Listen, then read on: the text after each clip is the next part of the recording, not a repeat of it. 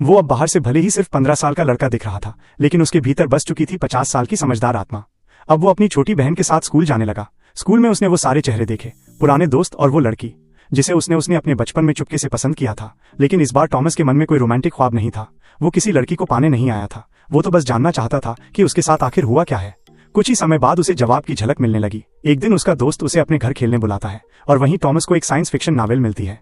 उसमें लिखा था, एक आदमी अपने पुराने घर के समय में लौटता है और फिर अपनी जिंदगी को बदल देता है। ये पढ़ते ही टॉमस के चेहरे पर अजीब सी चमक आई, जैसे उसने कुछ बहुत गहरा समझ लिया हो। वो तुरंत अपने दोस्त के घर से निकल पड़ा, मन में वही सवाल, क्या वो भी उसी कहानी का हिस्सा बन चुका है।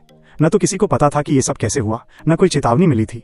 टॉमस ने कई बार सोचा कि वो अपने पिता से पूछे कि आखिर उन्होंने परिवार को क्यों छोड़ा था, लेकिन अब पूछना बहुत अजीब लगता, इसलिए उसने चुप रहना ही बेहतर समझा। धीरे धीरे उसने वो सब देखना शुरू किया जो पहले कभी नजर ही नहीं आया था। हर रात उसके पिता बाथरूम में देर तक बंद रहते, जैसे किसी से बच रहे हों या शायद माँ से दूर भाग रहे हों।